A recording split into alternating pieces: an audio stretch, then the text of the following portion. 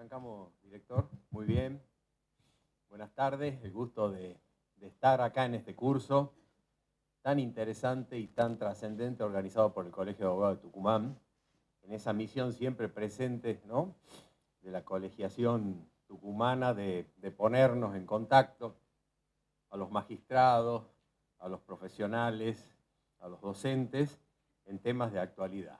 Y bueno, hoy integrando esta mesa con el profesor Ariel Ángel Dazo, que me hace meditar sobre, como decía recién algún amigo, ¿qué hago yo acá al lado de mi querido, al lado de mi querido profesor, y después de su exposición y fundamentalmente de abrevar en sus conocimientos, ¿no?, de derecho argentino, de derecho comparado, del derecho en general, lo cual prueba que, escuchándolo, el derecho es uno solo, ¿no?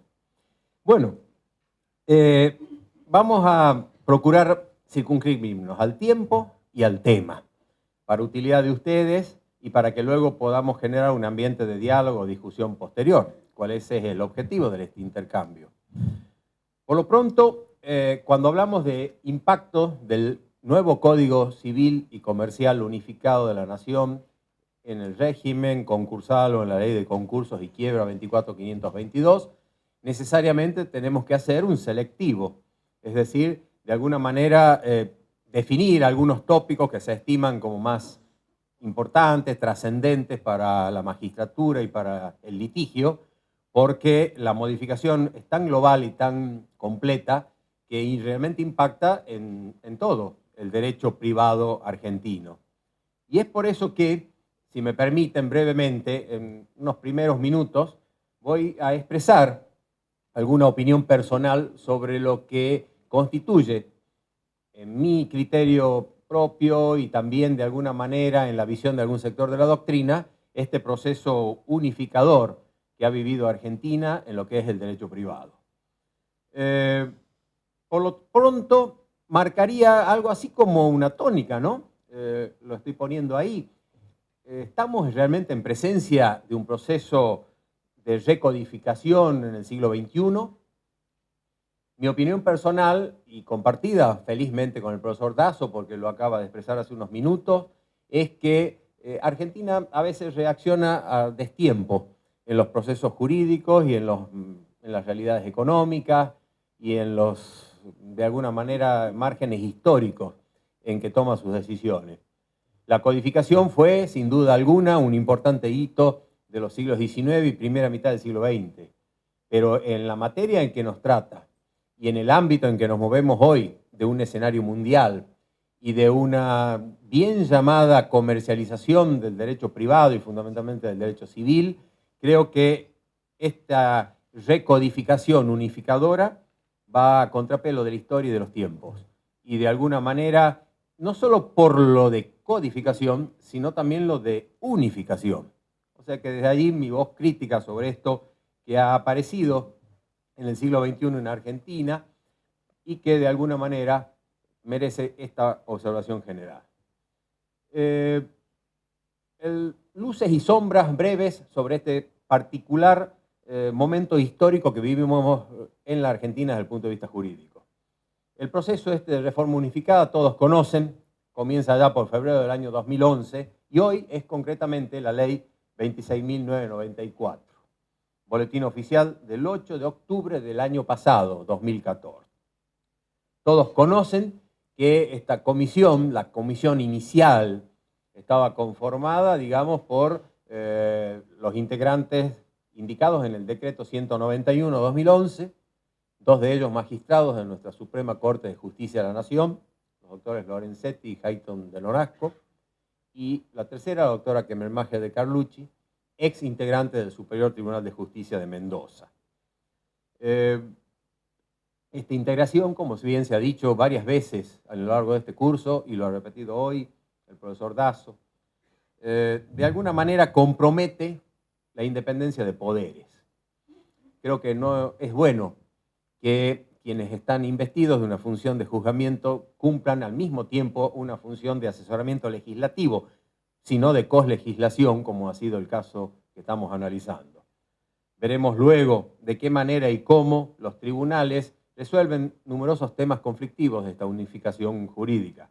Pero lo cierto es que hay una impronta inicial en sus miembros que yo creo que compromete lo que en el sistema republicano debe ser netamente diferenciado: la independencia en el funcionamiento y en la intelectualidad de los poderes del Estado.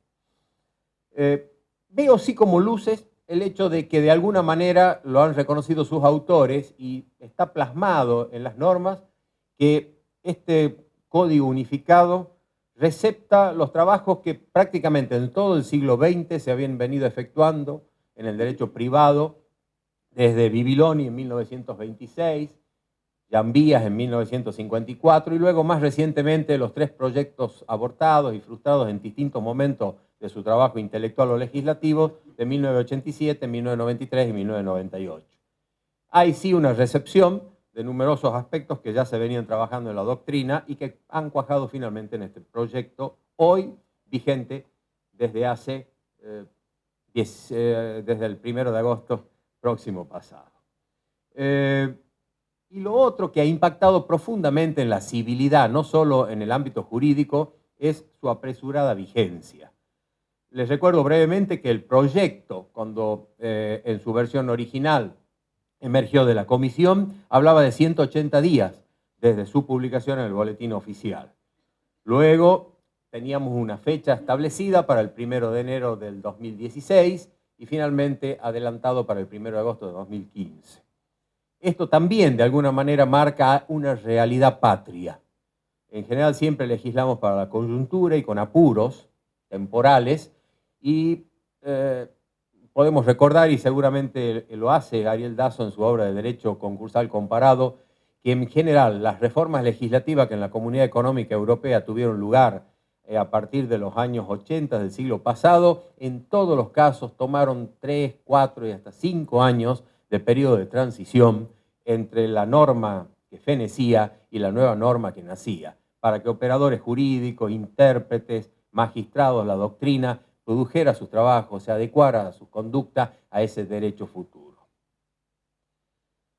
Finalmente, creo, y es justo hacerlo, como ya lo han hecho otros expositores, rendir nuestro homenaje a esa tarea monstruosa e individual que el 31 de julio del año 2015 ha terminado, que es la obra de Vélez. Vélez tenía su pluma en ambos códigos, como todos conocen, en el de comercio, en cogestoría con Acevedo, y en el civil, propiamente de su pluma, ¿no?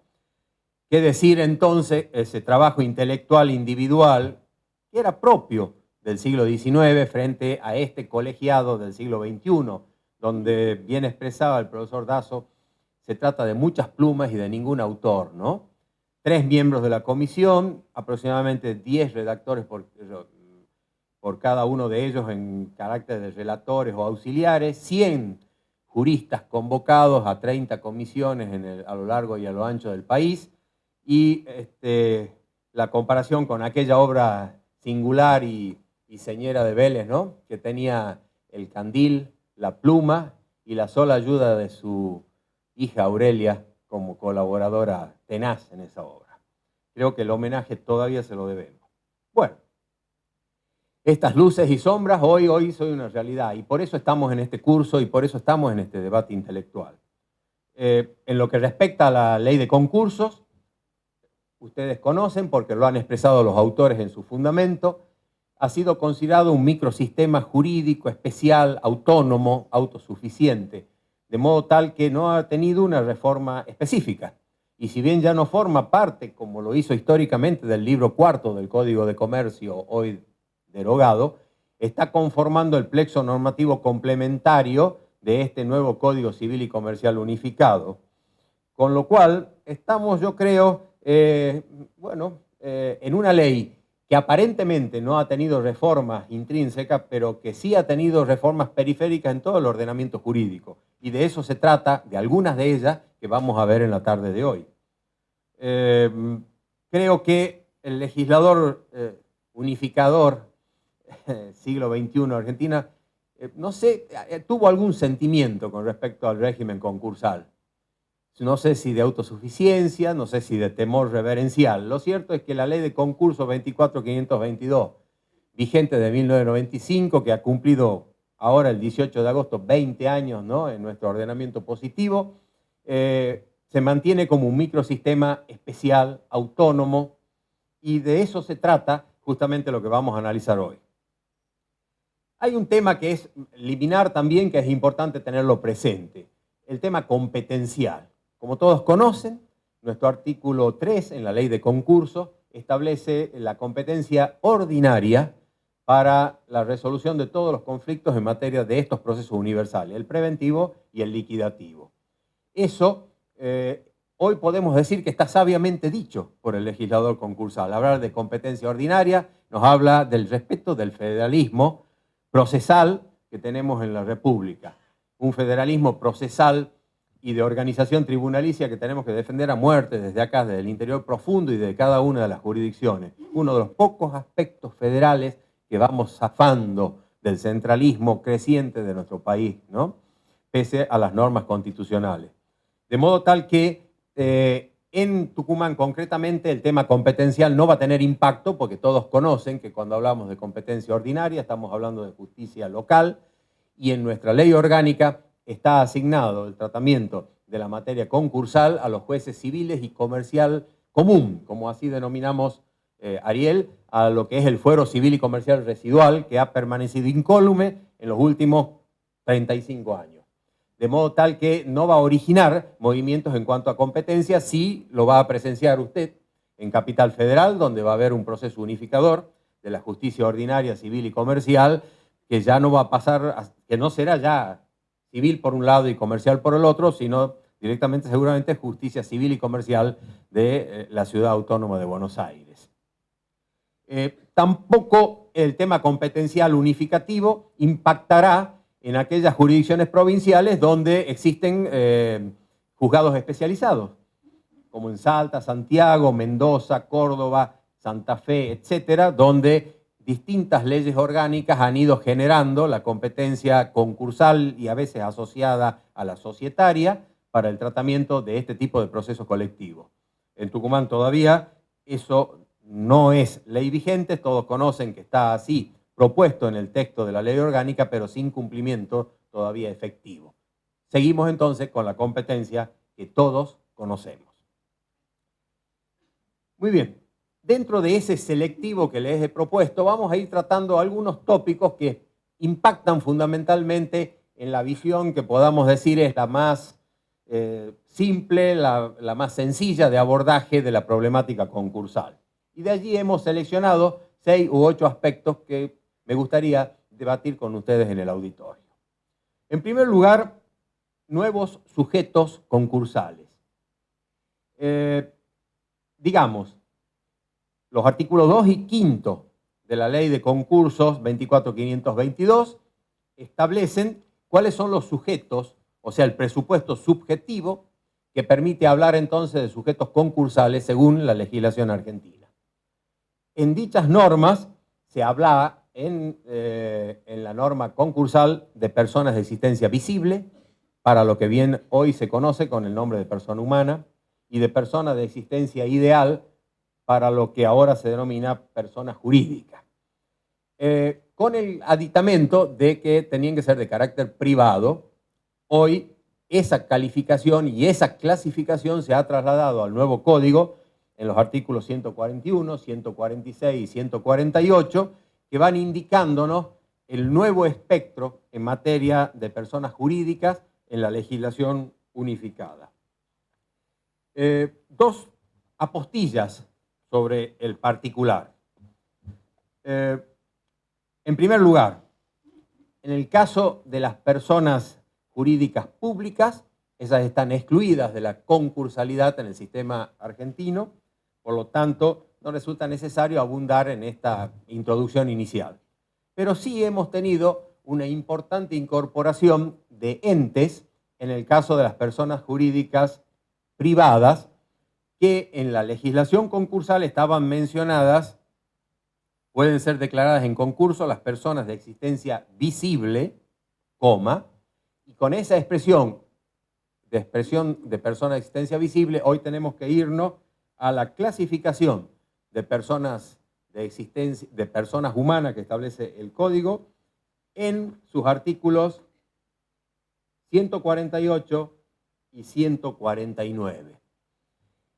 Ahora, cosa que no efectuaba el Código de Vélez, el artículo 148 enumera a lo largo de incisos que con la terminología del código están en todos los artículos siempre expresados con letras, las personas jurídicas privadas para el sistema jurídico argentino. Encontramos numerosas novedades que nos vamos a permitir enunciar para que vean ustedes de qué manera el espectro de sujetos concursales hoy, en el caso de las personas jurídicas privadas, se encuentra detallado en la norma de nuestro Código Unificado.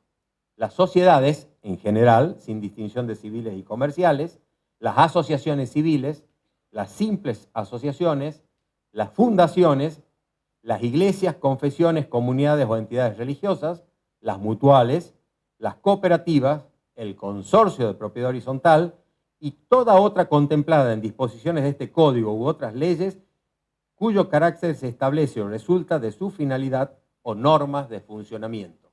La típica expresión residual del sistema jurídico que nos permite entonces decir que hoy, eventualmente como presupuesto subjetivo de la concursalidad tanto preventiva como liquidativa, el espectro se ha ampliado a los enunciados que acabo de indicar. Algunos absolutamente novedosos, como el caso del consorcio en propiedad horizontal o el caso de las agrupaciones religiosas reconocidas por el Estado, a las cuales denomina iglesias, confesiones, comunidades o entidades religiosas. Iremos viendo con el tiempo y al amparo de la jurisprudencia qué recepción se efectúa de este factor subjetivo de la concursalidad, ahora notoriamente ampliado por el nuevo código. Y he mencionado la jurisprudencia. En todos los módulos de este curso anterior se han indicado que en numerosos de los temas tratados hay una clara judicialización de la interpretación y de la problemática. Es decir, hay una clara indicación de que muchos de sus tópicos van a merecer el tratamiento jurisprudencial o el tratamiento judicial del caso. No escapará al criterio de ustedes que estamos en presencia de uno de ellos. En el mismo artículo 2, como un acápite especial aparte, la ley de concurso admitía, en su redacción, que mantiene vigencia, la concursalidad o quiebra del patrimonio del fallecido mientras se mantenga separado del patrimonio de los herederos. Esto hoy está receptado expresamente en el nuevo código, en el artículo 2360, que expresamente nos está indicando en la norma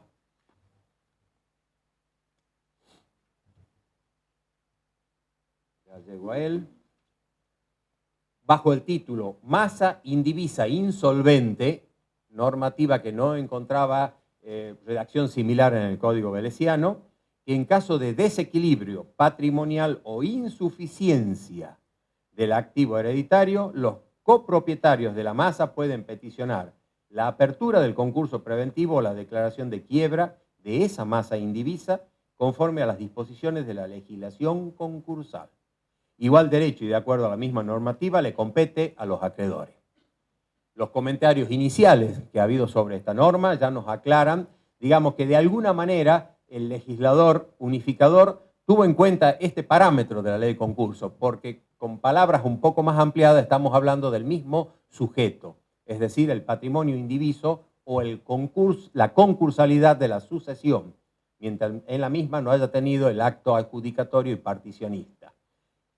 Y en la propia legislación de concurso, en el capítulo de representación, estaba habilitado y está habilitado que esa concursalidad pueda ser peticionado por el administrador del sucesorio o alguno de los coherederos, como petición en tanto que tal, luego ratificada dentro de los 30 días posteriores con una audiencia de orden establecida o tramitada ante el juez del sucesorio respectivo. Lo novedoso es el tratamiento de esta norma en particular en el nuevo código para diferenciar el punto seguido que yo he dado lectura.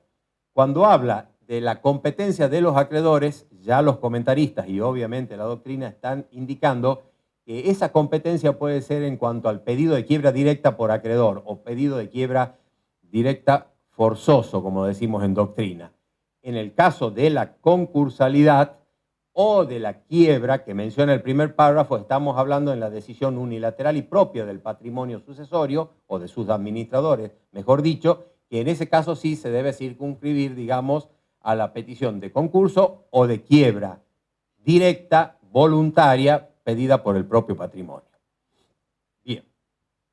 Y finalmente, una expresión, digamos, simplemente colateral para tener en cuenta en el caso del fideicomiso.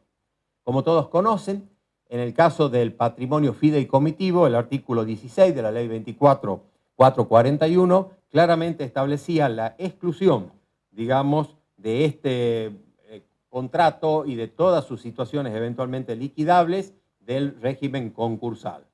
Hoy, esta normativa a la cual nos vamos a referir, que es el artículo 1687 del nuevo Código Unificado, nos establece que dentro del capítulo del contrato del fideicomiso, bajo el título Deudas y liquidación, que la insuficiencia de los bienes fideicomitivos para atender a estas obligaciones no da lugar a la declaración de su quiebra. Luego de un punto seguido, la norma indica, en tal supuesto y a falta de otros recursos previstos por el fiduciante o el beneficiario, según previsiones del propio contrato, procede su liquidación la que está a cargo del juez competente, quien debe fijar el procedimiento sobre la base, fíjense ustedes, sobre la base de las normas previstas para concursos y quiebra en lo que sea pertinente. Es decir, hay un carácter supletorio para la ley 24.522 en el caso en que se llegara por insuficiencia o insolvencia a la liquidación del patrimonio fideicomitido, con lo cual cabrá entonces al juez de la causa, a la arquitectura doctrinaria o a los antecedentes jurisprudenciales determinar cuáles de dichas normas encajan o encuadran en esto, en lo que sea pertinente para la liquidación del proceso respectivo. En segundo término, abordar brevemente requisitos formales de la presentación en concurso preventivo que resultan impactados por la reforma que estamos aludiendo. Como todos conocen, la petición de concurso preventivo o la de quiebra directa por el propio deudor debe ir acompañada de requisitos que se denominan formales y sustanciales. Los más conocidos, los notorios, están enumerados en el artículo 11 de la Ley de Concursos, que a través de una serie de acápites establece recaudos formales para esa petición concursal. En lo que sí impacta la reforma sobre el particular es en que ahora existen nuevas normas contables y de registro que deben tener sujetos que antes no tenían ese tipo de obligaciones a cumplir con la legislación velesiana. Estamos hablando de los artículos que van desde el 320 al 326, que establecen nuevos obligados y nuevos excluidos en esas disposiciones contables obligatorias que ahora el Código legisla tanto para las actividades civiles como para las actividades comerciales, estén o no organizadas bajo una forma empresaria. El artículo 320 nos habla de los obligados, estableciendo entonces que tienen estas obligaciones de registro y contabilidad las personas jurídicas privadas. Quiere decir entonces aquellos a los que hacíamos mención hace unos minutos como sujetos concursables en el régimen argentino. Y quienes realizan una actividad económica organizada o sean titulares de una empresa o establecimiento comercial, industrial, agropecuario o de servicios. Esta es una notoria ampliación de las normas contables y de registración que antes no se encontraban incluidas en el Código de Comercio que nosotros conocimos.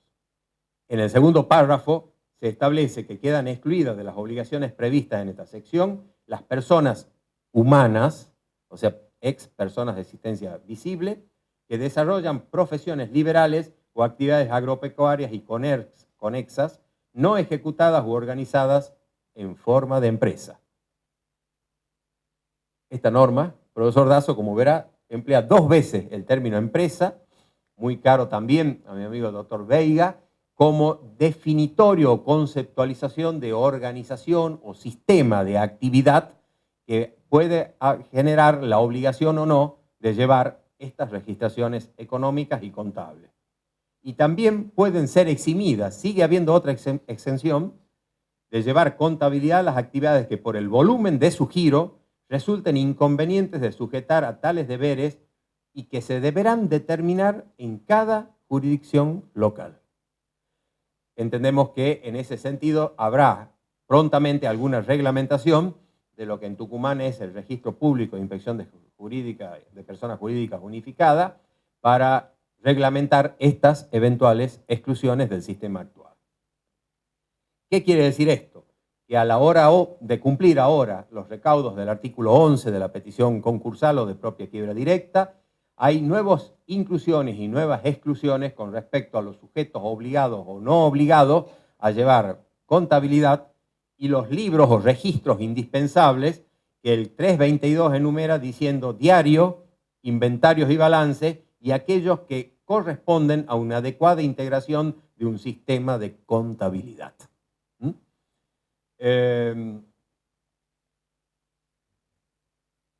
Esto no solo impacta, y agregamos terminando, en lo que es los recaudos propios de la presentación concursal, que recordamos además pueden ser viabilizantes de la apertura u originantes de una sentencia de rechazo eventualmente por el juzgado competente, sino también tienen una gran importancia en los informes que posteriormente la sindicatura está obligada a brindar a lo largo y a lo ancho del proceso concursal.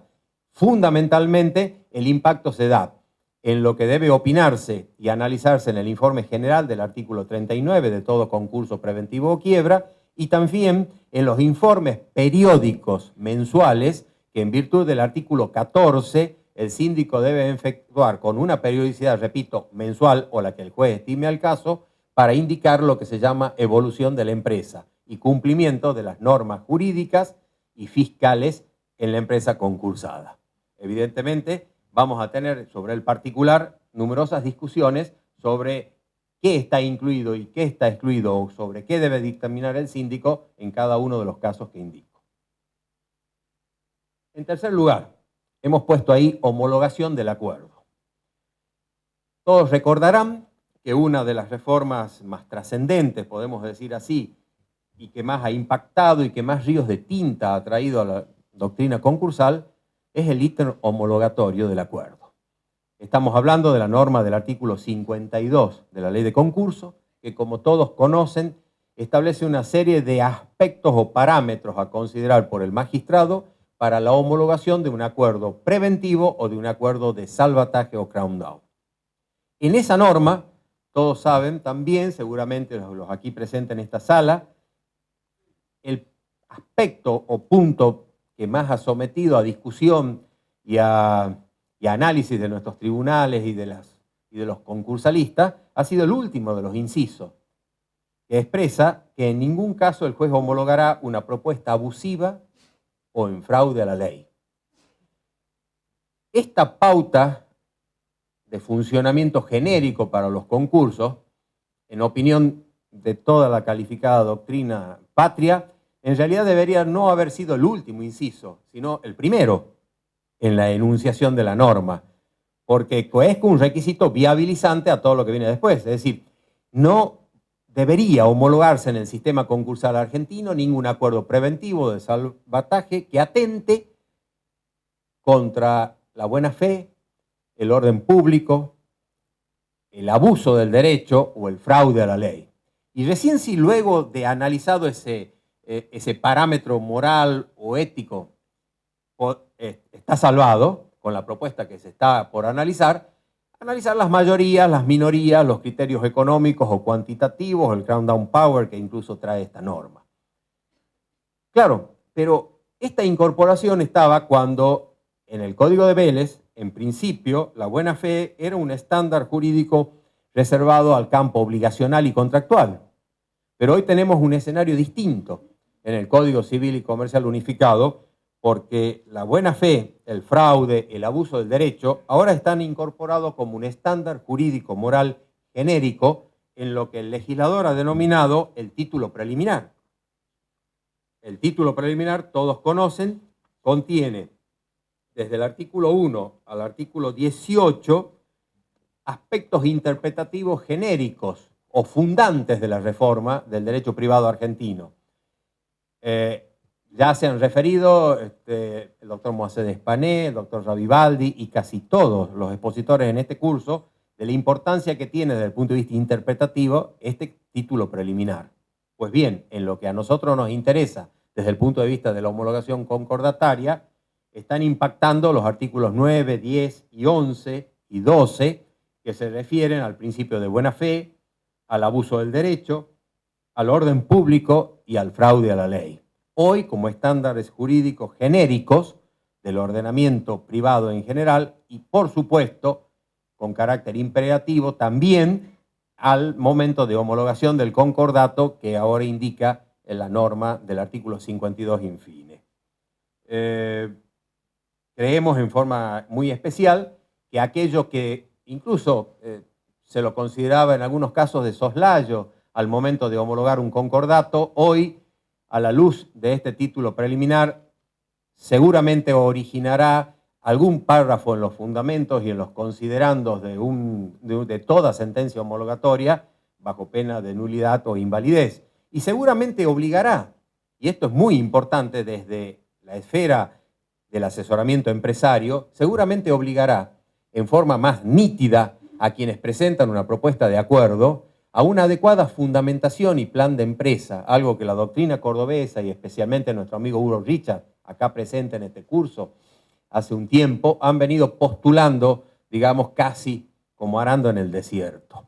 Es seguro entonces que para que ese análisis de validez jurídico y ético no haga naufragar una propuesta concordataria, ahora tendrán que ir reformuladas o reforzadas, no solo desde el punto de vista económico, sino desde el punto de vista de su fundamentación, de funcionamiento, de proyección a futuro, de asignación de recursos, en definitiva, demostrar que esa propuesta mantiene aquello que los concursalistas solemos decir siempre, equilibrio, comunidad de pérdidas o de sacrificios para que el deudor logre homologar esta moratoria judicial y el sacrificio de los acreedores se vea justificado en una retribución en un marco razonable y de legalidad.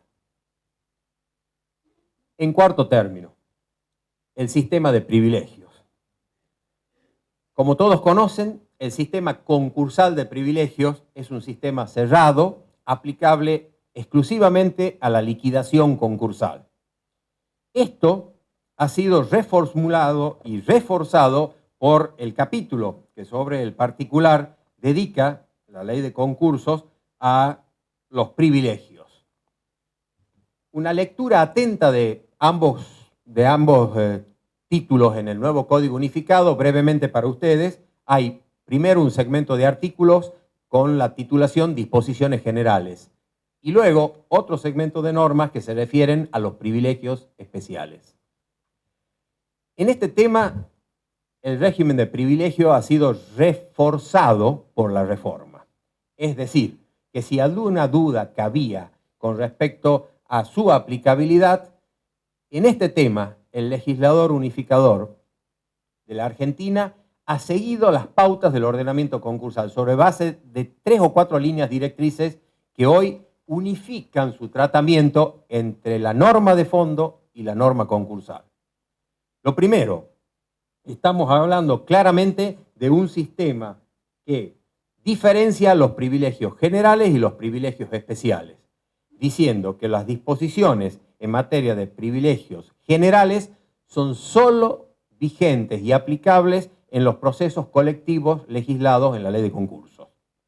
En tanto que los privilegios especiales, que se regulan en ambos digestos en forma casi similar y repitiendo casi su misma terminología, son aplicables tanto para las ejecuciones individuales cuanto para las ejecuciones colectivas.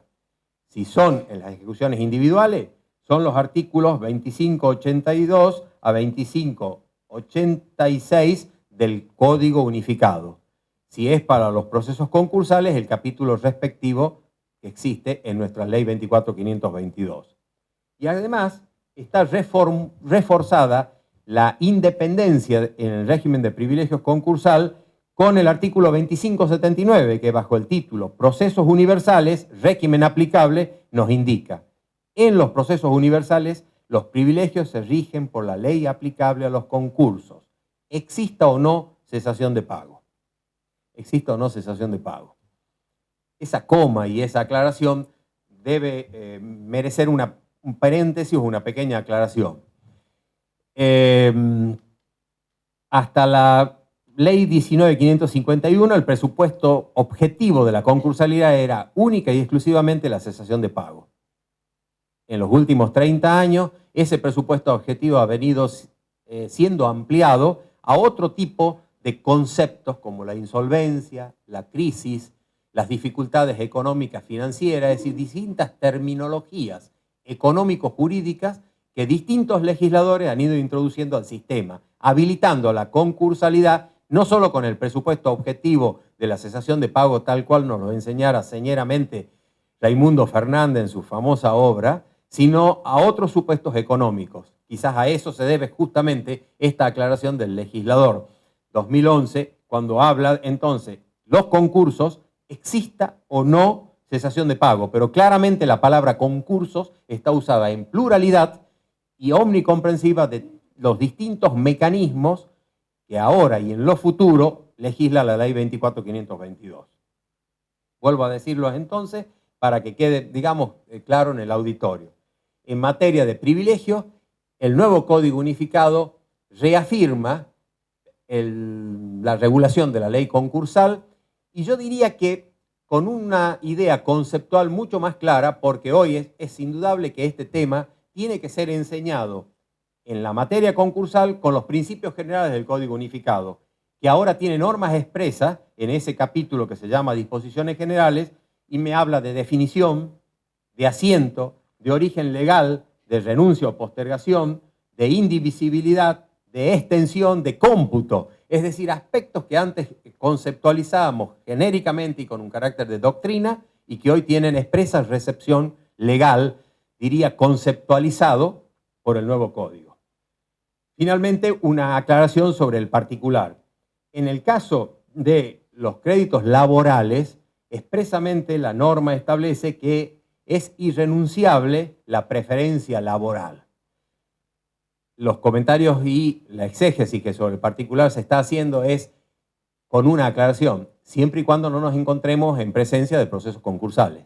Porque en el caso de procesos concursales, fundamentalmente concurso preventivo, el digesto especial, que es la ley de 24.522, sí autoriza, bajo determinados requisitos y con determinados parámetros porcentuales y formales, la renuncia o la negociación del privilegio laboral al punto tal que crea una subcategoría propia para estos créditos, que son los créditos laborales quirografarios. O sea, eso continúa vigente.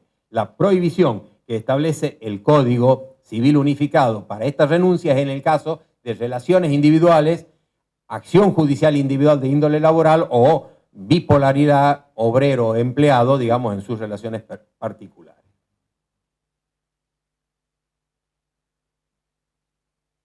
En quinto término, bienes excluidos del desapoderamiento. Bueno, sobre este tema podríamos hasta dar un seminario específico porque es un tema que se amplía y se ensancha en la medida en que todo lo patrimonial se encuentra ya incorporado en este Código Unificado. Por lo pronto, una afirmación genérica, si me permiten ustedes. Recurrir a un artículo, el 743, que es absolutamente, digamos, novedoso porque no se encontraba presente en la terminología velesiana, pero que recepta una frase que nosotros repetíamos en doctrina sin que tuviera un basamento jurídico expreso, una norma jurídica expresa, que era que el patrimonio es la prenda común de los acreedores.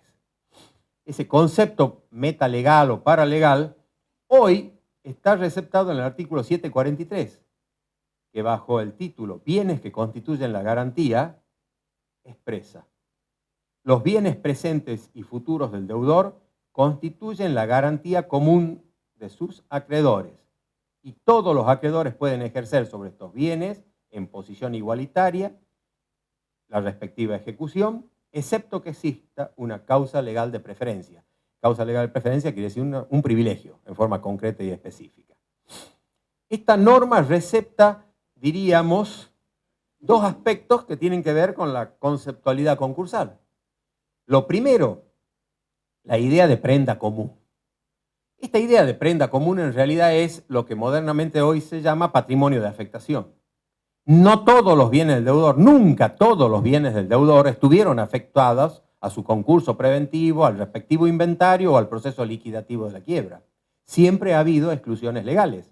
De hecho, esas exclusiones están contempladas, como todos conocen, en el artículo 79 de la Ley de Concursos y Quiebras, en el capítulo del desapoderamiento, estableciendo un cartabón, digamos, de exclusiones con un sentido de interpretación restrictiva, por cierto. Esta recepción de la prenda común como garantía de los acreedores, que hace hoy el nuevo Código Unificado, nos vuelve a reformular la idea, ¿no?, de una obligación común general, salvo las exclusiones específicas. Pero agrega algo que tampoco está regulado específicamente en norma concursal, pero que hoy me aparece en el Código Unificado, que es la idea de la pars conditio creditorum, que siempre lo hemos mencionado como un principio general, fundante, así como la unicidad, la universalidad, la patrimonialidad del sistema concursal, solo estaba en la exposición de motivos de la ley 19.551, la expresión de la igualdad de tratamiento como una regla genérica de la concursalidad, pero no incorporada a ninguna norma específica. Hoy la tenemos en el 743 cuando habla de posición igualitaria. Hay una recepción en definitiva de un concepto concursal por el derecho privado unificado. Luego se efectúan, en el artículo que sigue, en el 744, exclusiones de la garantía común. Las ropas y muebles de uso indispensable del deudor, los instrumentos personales de la profesión, arte u oficio, los sepulcros, etcétera, etcétera, los bienes afectados a cualquier religión reconocida por el Estado, los derechos de usufructo, uso y habitación, así como las servidumbres prediales, las indemnizaciones de daño moral y daño material, las indemnizaciones por alimentos y los demás bienes declarados inembargables o excluidos por otras leyes. Esto, por supuesto, en principio se aplica para las ejecuciones individuales. Sería una ampliación del concepto procesal de bienes inembargables que todos conocemos, que tiene en realidad un desarrollo jurisprudencial en el aquí y en el ahora. Pero es indudable que alguna traspolación se va a efectuar en el sistema concursal y va a impactar en esta norma del desapoderamiento, fundamentalmente porque cuando hablamos de leyes especiales, esa expresión genérica, disposiciones especiales o leyes especiales que establecen inembargabilidades o bienes no afectados a la garantía común, también está incluida en la ley de concurso. Y es por eso que hablábamos también como bienes excluidos, como por ejemplo el bien de familia, que hoy ya no existe más en la redacción que lo había dado aquella ley 14.394 que todos estudiamos, y hoy hablamos de la afectación de vivienda, con el contenido que han dado las normas respectivas. Esto va a plantear, sin duda, numerosas discusiones, porque no solo hay, digamos, el reemplazo del concepto de bien de familia por la afectación, sería muy largo desarrollarlo en esta exposición con ustedes, pero también recuerdo brevemente que hay otras normas complementarias, como el artículo 456, ¿no?, que me establecen la inembargabilidad, el 456, la inembargabilidad y la no afectación a ejecución de la vivienda familiar por deudas contraídas después de la celebración del matrimonio, ¿no? Ya se ha hablado en este mismo escenario sobre el régimen de bienes que hoy existe para los matrimonios, las uniones convivenciales, etc., planteando numerosas dudas con respecto a su oponibilidad, a su conocimiento, a su difusión. Sabrán ustedes, por ejemplo, que el artículo 446 nos habla de una inscripción que puede ser renovada, cambiada, modificada, etcétera, anualmente, y una ampliación de las causales de separación de bienes y con exclusiones recíprocas según el régimen de administración.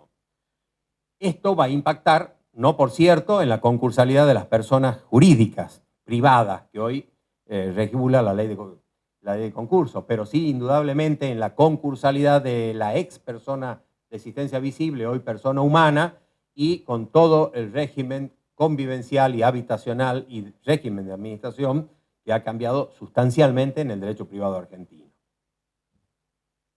En sexto lugar, algo que de alguna manera es de otra disciplina, es del derecho penal, pero que tiene impacto en lo que estamos analizando. La despenalización de la quiebra. ¿A qué me estoy refiriendo brevemente? En el sistema anterior, el de la ley 19.551, había un sistema de calificación de conducta en caso de quiebra. Y los que de alguna manera lo habíamos estudiado años atrás, sabemos que eso determinaba que la quiebra fuera calificada, debiera ser calificada obligatoriamente por el juez concursal en culpable, fraudulenta o casual. Y esto determinaba inhabilitaciones de 5 y 10 años para el ejercicio del comercio. La ley 24.522 eliminó el sistema de calificación de conducta con acertados motivos que toda la doctrina aceptó, generando en su reemplazo un sistema de inhabilitación especial comercial, temporal, en el caso de la persona física, hoy persona humana, o permanente en el caso de la persona jurídica privada.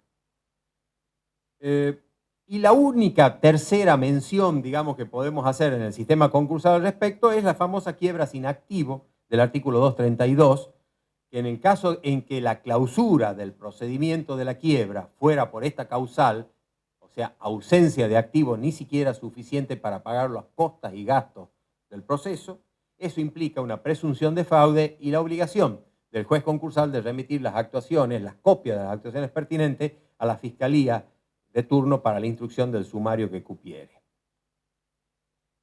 ¿Y qué es lo que cupiere, según la legislación penal?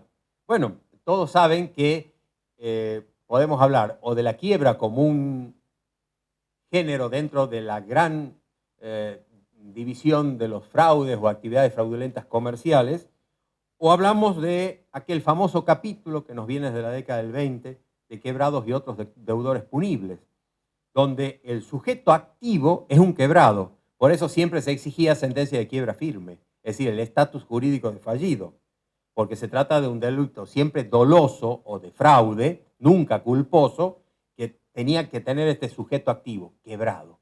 Pero además, la norma del Código Penal habla de quebrado comerciante. Y hoy está diluida la figura del comerciante. Hoy hay actividades que no son ni civiles ni comerciales, que se ejercen bajo una organización empresaria o no empresaria, individual o colectivamente hablando. Con lo cual, ya en opinión de alguna doctrina y de algún penalista que ha escrito sobre el particular, nos encontraríamos con un delito atípico, donde el principio de legalidad, es decir, la figura del sujeto o el elemento subjetivo, estaría diluida por la nueva normativa. Seguramente, si se da el caso de las quiebras sin activo y esa remisión de los antecedentes a la justicia penal de turno por parte del juez concursal, como manda del 223 de la ley de concurso, habrá que subsumir o efectuar alguna traslación, digamos, o alguna interpretación analógica a lo que es el fraude procesal, la estafa genérica o algún otro elemento que pueda resultar particular o especialmente aplicable al caso. El debate indudablemente está abierto, pero ya los penalistas hablan de una, entonces, atipicidad de la quiebra en tanto que tal como delito punible en nuestro sistema. En octavo lugar, y ya llegando al final, el boleto de compraventa inmobiliario. Como todos conocen, la ley de concurso regula este supuesto en el artículo 146, un artículo que está en el capítulo de la quiebra y que nos habla de promesas de contratos y boletos, estableciendo la oponibilidad siempre y cuando se den dos recaudos, la buena fe y el pago al menos del 25% del precio. En ese caso es oponible al concurso, interpretación extensiva de la norma, y a la quiebra por parte del comprador si fuere de buena fe y ha pagado cuanto menos el 25% del precio pactado. El Código de Vélez, como todos conocen, lo regulaba el tema en el artículo 1185 bis, redacción de la ley 17711, ¿no?, de Borda de 1968, estableciendo idénticos recaudos, la buena fe y el 25% del precio. Hoy estamos ante dos normas que impactan en lo que estamos analizando, que son el 1170 y el 1171 del nuevo Código Unificado, que regulan, bajo el título Boleto de Compraventa de Inmuebles, la oponibilidad en el caso del concurso o quiebra. Los boletos de compraventa de inmuebles de fecha cierta, otorgados a favor del adquirente de buena fe, son oponibles al concurso o quiebra del vendedor si se hubiera abonado como mínimo el 25% del precio. En este sentido, podríamos decir que en un primer análisis estaríamos hablando de los mismos recaudos que el 146 de la ley concursal ha venido exigiendo históricamente. Es también histórico y jurisprudencialmente hablando que además de la buena fe y del 25% del precio, la doctrina y la jurisprudencia concursal exigían la posesión, digamos, explícita, pública, y por supuesto recaudos de inscripción registral, de fecha cierta otorgados por el sellado o impuestos respectivos según las jurisdicciones, la certificación notarial de firma, etc. Pero hoy, el 1170 del Código Unificado, bajo el título Boleto de Compraventa de Inmuebles, nos establece nuevos recaudos en 4 incisos. El comprador debe haber contratado con el titular registral del inmueble vendido o acreditarse documentada y fehacientemente la cadena de transmisiones que se ha operado hasta el actual reclamante de la escrituración. B, el mínimo del 25% del precio de venta. C, la fecha cierta. Y D, que esa adquisición tenga una publicidad suficiente o registral o posesoria. Indudablemente, esto nos está indicando que a nivel concursal, ya sea frente al pedido de escrituración u obligación de hacer, obligación de verificación, de obligación de hacer concursal o falencial, hoy esa petición deberá ajustarse a los nuevos recaudos de los artículos 1170 y 1171 del Código Unificado, que si bien amplía el espectro de requisitos de la ley de concurso, funcionaría como norma residual de certeza sobre ese trámite verificatorio que se está incoando para la oponibilidad frente a terceros. Porque no perdamos de vista lo siguiente: el 1170 y el 1171 habla de las relaciones interpersonales. Estamos hablando en principio de una oponibilidad comprador-vendedor para el trámite escrituratorio respectivo o frente a los eventuales embargantes del inmueble anteriores o posteriores a la inscripción del boleto. Pero claramente ahora el 1171 habla de concurso o de quiebra, es decir, ha efectuado una remisión a la norma de fondo de los principios de la ley de concurso con el agregado de recaudos que eran doctrinarios o jurisprudenciales de la fecha cierta y de la posesión. Hoy yo creo que tenemos que hablar entonces de 4 requisitos ineludibles para el trámite verificatorio tempestivo o tardío de la obligación de hacer escritural. Y finalmente, en esto que ha sido una elección simplemente arbitraria de algunos temas, referirme al vencimiento anticipado de obligaciones. El artículo 128 de la ley de concurso, en el capítulo de la quiebra, nos hablaba que en caso de quiebra, como todos conocen, del deudor, se producía un vencimiento jurídico anticipado de las obligaciones que tenían, en este caso, vencimientos posteriores a la sentencia de quiebra. Había una clara presunción del legislador al respecto cuando indicaba: las obligaciones del fallido pendientes de plazo se consideran vencidas de pleno derecho en la fecha de la sentencia de quiebra. Presunción iure et de iure del sistema concursal. Presunción que se basa en que si hay quiebra y hay desapoderamiento y no hay continuidad empresaria, el cumplimiento de las cargas económicas y dinerarias futuras será no solo imposible jurídica, sino también económicamente. Y había una recepción clara del legislador sobre el particular. Esta norma, incluida en el capítulo de la quiebra, siempre generó discusión con respecto a si era aplicable o traspolable al caso del concurso preventivo. La mayoría de la doctrina consideraba, digamos, también vigente esta norma para la concursalidad preventiva. Sin embargo, en esto sobre lo cual no había pacífica doctrina, ahora el artículo 353 del Código Unificado, que bajo el título Caducidad de plazos regula este supuesto, nos aclara, digamos, este tema de discusión doctrinaria importante en lo que hemos venido analizando hasta aquí. Habla el 353 de caducidad de plazo. El obligado a cumplir no puede invocar la pendencia del plazo si se ha declarado en quiebra. O sea, en el caso de quiebra, ninguna duda. Sigue vigente y es concordante la legislación del Código Unificado 353 y de la norma del 128 concursal. Pero luego de un punto seguido, la norma continúa diciendo: la apertura del concurso preventivo del obligado al pago no hace caducar este plazo, sin perjuicio del derecho del acreedor a verificar su crédito y a todas las consecuencias previstas en la legislación concursal. O sea, claramente diferencia el vencimiento anticipado de obligaciones si estamos en presencia de quiebra o de concurso preventivo. Y en cuanto a la facultad establecida para el acreedor, es la verificación de obligación futura o condicional por la eventual potencialidad del incumplimiento, y fundamentalmente seguramente es una norma que interesa al eventual fiador o garante de esas obligaciones futuras de presunto incumplimiento por parte del deudor concursado. Bueno, finalizando.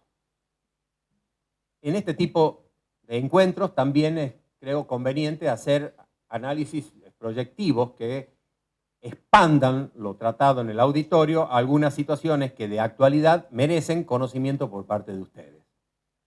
En primer lugar, en mayo del año 2015, como lo acaba de expresar el profesor Dazo, se conformó en el ámbito del Ministerio de Justicia de la Nación una comisión especial con el objeto de que reformulara determinados segmentos del régimen concursal que había sido impactado por el nuevo Código Unificado Civil y Comercial de la Nación. En los considerandos de la resolutiva se habla expresamente, por supuesto, de esta legislación novísima y de que incorpora el estatus o la reglamentación del derecho del consumidor y la necesidad de que la microempresa o el sobreendeudamiento del consumidor tenga ahora una recepción concursal.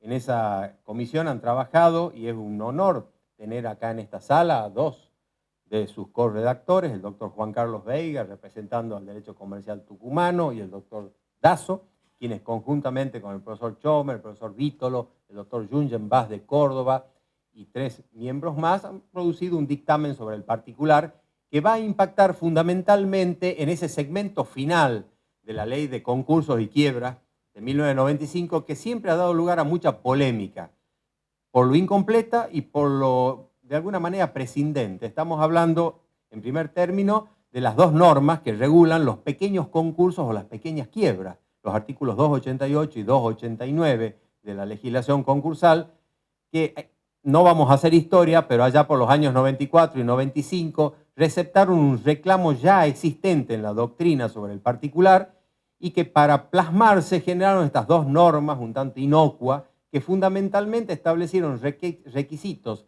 para la microconcursalidad, para el funcionamiento de una sindicatura individual categoría B, pero no diferenciaron en sí mismo el trámite de los procesos.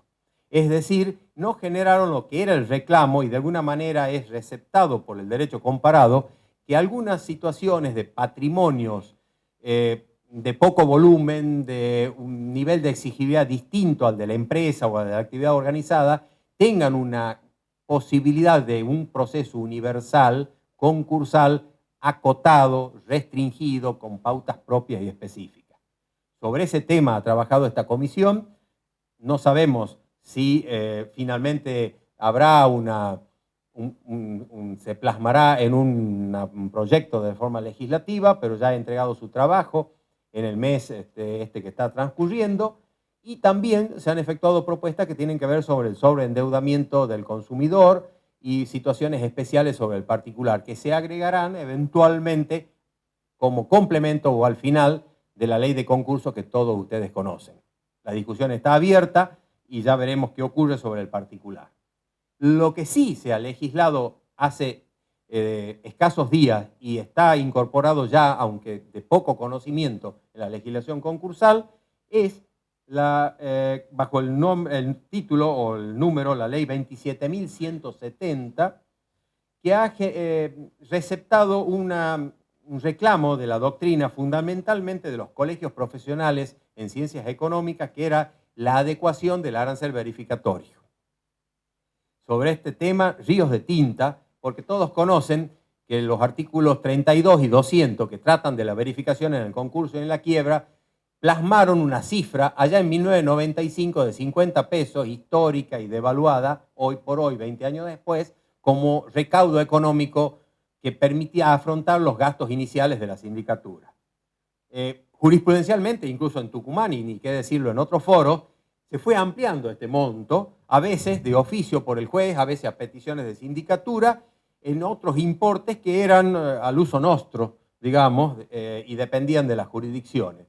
Pero la norma permanecía intocable. Hoy está reformulada y ha originado la sanción de esta ley 27710, que fue aprobada y promulgada por el Senado en el 29 de julio próximo pasado, que ha incorporado un parámetro económico móvil o fluctuante o actualizable, si me permiten, en el arancel verificatorio respectivo. La propuesta de los contadores era una adecuación a, por ejemplo, el sueldo del secretario de la jurisdicción en que se tramitaba el proceso, para hacer también mención al aspecto de honorario, donde esa es la base mínima regulatoria. Pero finalmente la legislación ha adoptado un criterio que tiene que ver con el salario mínimo vital y móvil, que como ustedes saben tiene de alguna manera movilidad, una movilidad relativa, una movilidad política al fin, pero que de alguna manera acompaña los procesos inflacionarios y de cambio económico del país. Hoy, ese acreedor que debe verificar su crédito en un concurso, en una quiebra, debe abonar, el juez lo tiene que fijar en la resolución de apertura, una suma equivalente al 10% del salario mínimo vital y móvil vigente en el momento del trámite verificatorio. La otra novedad no es solo esta adecuación a un parámetro de política económica laboral, sino también que se aplica no solo a las verificaciones tempestivas, para lo cual estaba originariamente reservado el 32 y el 200, sino también para las verificaciones tardías, o sea, para las verificaciones incidentales, y está dicho expresamente en la norma. Es decir, ya todas las verificaciones deben obrar un arancel más ajustado a la realidad. Y acá sí un tema que va a chocar seguramente con lo que han sido las propuestas de esta comisión del Ministerio de Justicia en materia de pequeños concursos. Esta ley 27710 también modifica el artículo 288, que eran los parámetros económicos de los pequeños concursos en el régimen concursal, donde para que pudiera hablarse de pequeño concurso, teníamos que estar en presencia entonces de un concurso o quiebra donde el pasivo no superara la suma de 100.000 pesos. Hoy en día, hasta un endeudamiento individual, personal de cualquiera de nosotros, seguramente supera esa cifra, que equivale a 2 o 3 electrodomésticos o cualquier bien de consumo, de modo tal que estaba absolutamente, digamos, devaluada. Esta legislación modifica el 288 y establece como recaudo sustituto que el pasivo denunciado no debe alcanzar el equivalente a 300 salarios mínimos vitales y móviles, ¿no? Mantiene el carácter de los 20 acreedores quirografarios y establece, digamos, que el deudor no debe poseer también más de 20 trabajadores en relación de dependencia. O sea que en materia de pequeño concurso, pequeña quiebra, se ha reemplazado los 100.000 pesos de pasivo por otro criterio que sigue teniendo relación con el salario mínimo vital y móvil para mensurar el carácter o la envergadura de la empresa respectiva. Bien, excedido en tiempo, también como le ocurrió al profesor Dazo. Dejo a la consideración de ustedes estos aspectos genéricos con la aclaración del comienzo. Ha sido simplemente una selección unilateral, arbitraria, de algunos temas que nos han parecido importantes de poner en el debate, porque este impacto podría dar lugar a un seminario en sí mismo en cuanto a lo que representa el sistema concursal vigente en la Argentina. Muchas gracias.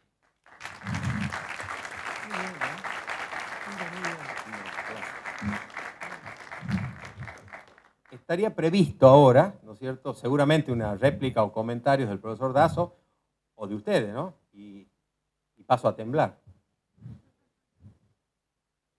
Estoy tomando nota. Con este micrófono. Yo tomé varias notas. Lo primero que me sugiere es felicitar al expositor por su precisión, por la elección de la temática, que no es fácil. Ha hablado de 8 impactos y de una novedad también, que esta es una contribución muy importante, en tanto cuanto se ha referido a una ley reciente. De todo esto sí, yo salgo muy preocupado, muy preocupado.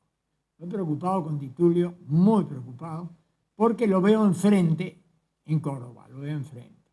Así que ya nomás estamos sacando espadas. Sí. Yo no creo que el título preliminar incida en forma determinante en la ley cerrada o el sistema completo. El sistema, si es completo, es cerrado, es para lo preliminar, es para lo no preliminar, es para todo, porque lo tiene previsto. Y la ley, este mismo código, establece las normas de interpretación. Este mismo código establece que en primer término, como norma de interpretación, en cuanto a las normas de personas jurídicas, artículo 150, primero están las normas imperativas de la ley especial y después las normas imperativas del código. En segundo término, tratándose de una regulación ad intra, y esto no interesa mucho, internamente primero está el estatuto, después el reglamento. En tercer término, están las normas supletorias de la ley especial y después las normas supletorias de este código. Que alguien me diga que el título preliminar tiene normas imperativas, yo le respondo, hay normas imperativas en la ley especial y esa prima sobre la norma imperativa del código. Esto es sumamente importante. Es importante ¿por qué? Le voy a explicar por qué. Porque el sistema profundo es un avance extraordinario en nuestra doctrina que pretende que todo daño sea resarcible. Esta es la pura verdad. Todo daño es resarcible. Y el concurso es un daño. No hay duda que es un daño. Y es un daño no resarcible. Ese es el problema. Y si nosotros leemos el artículo 1718 del Código Civil nuevo, estaremos con la réplica a toda esta teoría, porque su precisión ciertamente releva el comentario. 1718. Legítima defensa de estado de necesidad y ejercicio regular de un derecho. Punto. Ese era el título. Está justificado el hecho que causa un daño a en ejercicio regular de un derecho. Basta. Basta. No quiero más. Basta para mí. El sujeto que se presenta en concurso preventivo, persona humana o empresa puede ser persona humana también, hoy particularmente más que nunca, o persona jurídica, ocasiona un daño, pero está ejercitando un derecho regular, que sí es de orden público y que está plasmado en el nuevo artículo de este código, en la reforma del artículo 100 que la misma ley hace a las leyes sociales. Señores, el concurso preventivo es un daño inexorable. ¿Y quién es el que sufre el daño? El acreedor. ¿Y por qué sufre el daño? En primer término, ¿por qué? Porque el acreedor forma parte de un ciclo económico que tiene un derecho que es el derecho de la empresa en el cual el riesgo es consustancial al negocio. Y si hay riesgo, es porque alguien gana y otro pierde. Esto es natural. Y cuando este riesgo llega a medida tal que puede llegar a provocar la disolución de la empresa, el legislador prioriza como télesis de todo el sistema el salvataje del bien que debe ser rescatado en el naufragio. Y ese bien es la continuidad de la empresa, no del empresario. Como el 100, que bajo el título Remoción de causales de disolución, el artículo 100 de la Ley Hoy General de Sociedades dice: en caso de duda sobre la existencia de una causal de disolución, se estará a favor de la subsistencia de la sociedad. Esta es la, yo diría, procuración, la procura de una interpretación armónica entre lo que son los principios fundamentales, que si nosotros nos llevan a una lectura sesgada, nos van a llevar a una conclusión que yo ya veo va a ser el debate de Córdoba, para alquilar balcones. Pero esto, señores, está hecho para la ejecución individual, para el sujeto in bonis, para la persona física o jurídica que transita por la vida dando la mano y cumpliendo el pacto. El otro sistema, el sistema de la necesidad, de la miseria, de la urgencia, del daño imposible de soslayar, es el de la ley concursal. Es todo un sistema especial. Y está sumamente claro que ese sistema especial es impactado ciertamente en estos reflejos que puntualmente y precisamente ha realizado el expositor, con una selección y además con una exposición y una claridad magistral. No tuvo un solo ni un solo pero. ¿Se dieron cuenta? Esa es la oratoria perfecta, esa es la oratoria del maestro. No vaciló en lo que dijo, no repitió una sola frase. Esto es sobresaliente. La interpretación sugerida es terrorífica. Sí. Eso da miedo, da miedo. Y les digo a ustedes, me queda poco tiempo para defenderlo, pero espero que no mueran estas ideas con lo que inexorablemente va a ocurrir. Así es. Verán que el tema es muy complejo y acá nosotros tenemos varios digestos. Para poder armar, por lo menos en mi disciplina, por supuesto hay que tener la ley de concurso, hay que tener el código de Vélez, no hay que tirarlo todavía, porque todavía vamos a tener vigencia post-mortem en algunos temas. Hay que tener el nuevo Código Civil y Comercial unificado y también hay que tener el proyecto, lo que fue el proyecto. Porque en la mayoría de las ediciones del proyecto están los fundamentos que originaron su elevación y que fueron redactados de la propia comisión redactora. Entonces, y acá los resultados editoriales han sido para todos los gustos. Yo le estoy envidiando a Ariel Dazo que él, en el código que ha traído, en la primera parte ya me di cuenta que tiene los fundamentos. O sea, es un acierto editorial en este sentido porque está lo que hoy podríamos llamar la exposición de motivo de este proyecto unificador. Porque después la ley en sí mismo no tuvo exposición de motivo. Entonces, si algo queremos saber de qué quisieron decir, hacer o interpretar sus autores, estaría en esto, que es un verdadero digesto, y que los que lo tenemos incorporados en otras ediciones, los estamos sacando como separata para mantenerlos al lado del código y generar un intercambio interpretativo. Y sí, por ejemplo, la versión del colegio no la trae, pero sí trae otra cosa que es muy importante, que es un cuadro comparativo, donde están los artículos de Vélez y los artículos del nuevo código, que acá, por ejemplo, Ariel lo ha venido glosando con lápiz al costado. Es decir, resulta bastante difícil decir con cuál nos quedamos. Hay que recorrer las bibliotecas, pero digamos, de mínima hay que tenerlo al nuevo digesto, hay que tener los fundamentos que expresó la comisión como primera, digamos, si no vamos a leer un libro o un tratado extenso de 5 o 6 tomos, al menos esas 100 páginas hay que leerlas, por lo menos para saber qué quería el legislador. Y finalmente la comparación entre lo que había y lo que ahora no hay, por lo menos para orientarnos, y cuanto antes decíamos el 959, hoy ese está receptado o anulado totalmente en el nuevo código. Les voy a decir por qué no está. Y no está porque los propios proyectistas se ocupan de decir que no hay que tener en cuenta lo que ellos pensaron. Porque la ley camina... Quieren que compremos sus libros. La ley camina sola.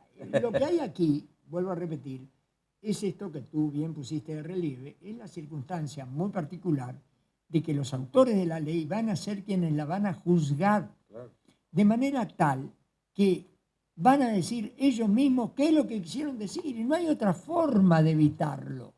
No obstante ello, se intenta evitar esto cuando están diciendo que lo que ellos pensaron, y lo dicen claramente en toda esta nota de elevación, no tiene que ser tomado en cuenta porque la voluntad o la intención del legislador no es criterio de interpretación. Y esto es también contra natura. Esto es así. Es lo mismo que si yo le dijera a esto, que todo lo que expuse recién, o dije recién, arriesgándome, provocando el debate más que arriesgándome. Yo sé que lo que estoy haciendo es tocando el ombligo cuando debiera tocar la sien, pero lo hago a propósito. Y lo hago a propósito para que esa temática tome el relieve y la importancia que es trascendental. Esos son los temas fundamentales en esta temática. ¿Y cómo se pueden interpretar? Si no es a través de esto. Y lo que yo quiero decirles es que lo que acabo de decir resulta de la elevación.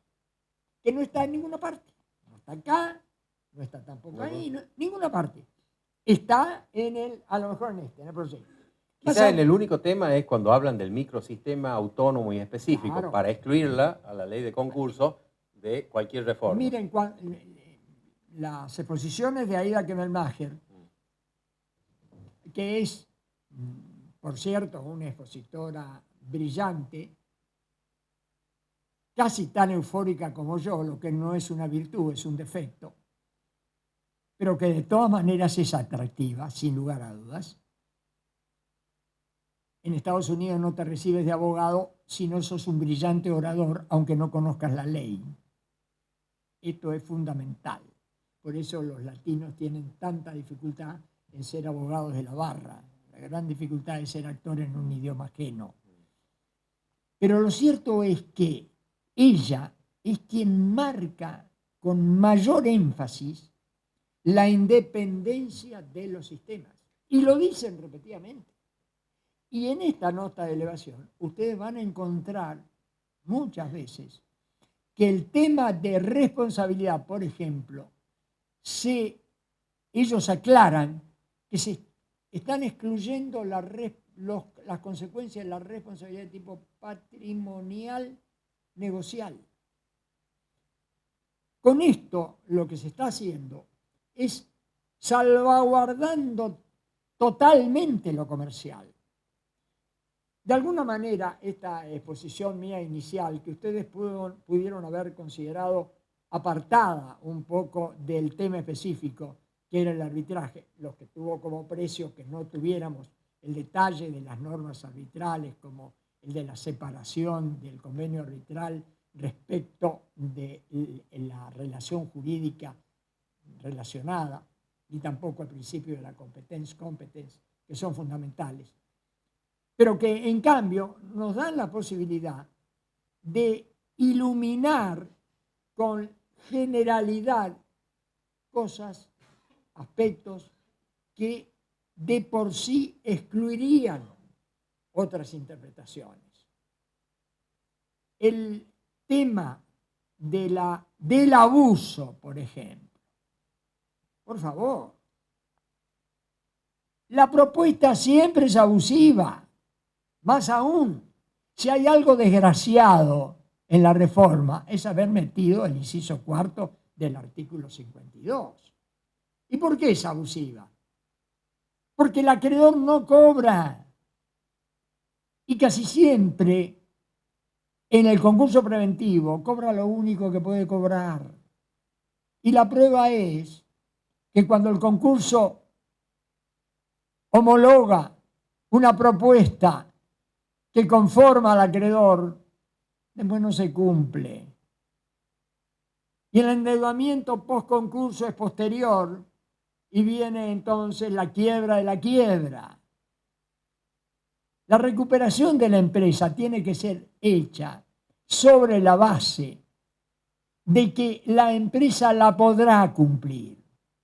Y la empresa podrá cumplir solo en tanto cuanto el acuerdo tenga un grado de sacrificio respetable.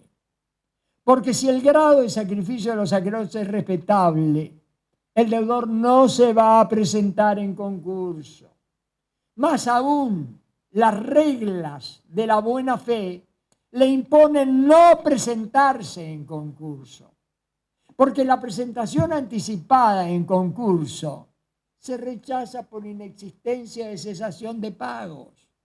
Y si la cesación de pagos es la condición para presentarse en concurso, llega tarde. Por eso las presentaciones anticipadas. ¿Pero qué pasa con las presentaciones anticipadas? Llegan demasiado temprano. ¿Por qué te presentaste, hijo de? ¿Sabes por qué? Porque no voy a poder cumplir dentro de un mes. ¿Que no vas a poder cumplir dentro de un mes? Me estás debiendo ahora, pagame ahora. ¿Por qué te vas a presentar? Este es el dilema. Es el dilema de la frazada corta. Nunca, nunca va a satisfacer a nadie. Pero si la télesis, el objetivo, el principio es no el de la ejecución individual, sino el de la ejecución colectiva, donde no va a cobrar como acá el primero que llegue, sino aquel que va a tener que respetar la par condicio creditorum y hasta por ahí no más, porque ya poco queda en la par condicio creditorum, porque van a cobrar primero los acreedores laborales, primero el fisco. Y si cobran los acreedores laborales y el fisco, ¿qué queda? Los honorarios de los abogados, a veces. El síndico, a veces. La miseria no tolera el abuso. El naufragio hace caer la moral y las buenas costumbres. Sálvese quien puede. Y si la ley dice, primero se salva la empresa, se acabó el abuso. Este discurso es terrorífico. ¿Sabe para quién es más terrorífico que nadie? Para los bancos. Los bancos son los grandes operadores de todos los sistemas, los que nunca pierden. Esta es la pura realidad. Esta problemática es de todo el mundo. Nosotros la vemos reducida un poco en alguna materia porque nuestro nivel hoy es el de una economía empobrecida, en donde los que quiebran son cada vez más pobres y cada vez más pobrecitos, como son los consumidores, que en lugar de un sistema comercial necesitan un sistema de solidaridad social. ¿No te gustó mucho? No, buenísimo. Es la realidad, sí. Seguramente alguien... Miren, hay una cosa, cuando uno expone mucho y nadie pregunta es porque o no entendieron nada o comprendieron todo, pero acá tiene que haber. Debe haber mil dudas, ¿no?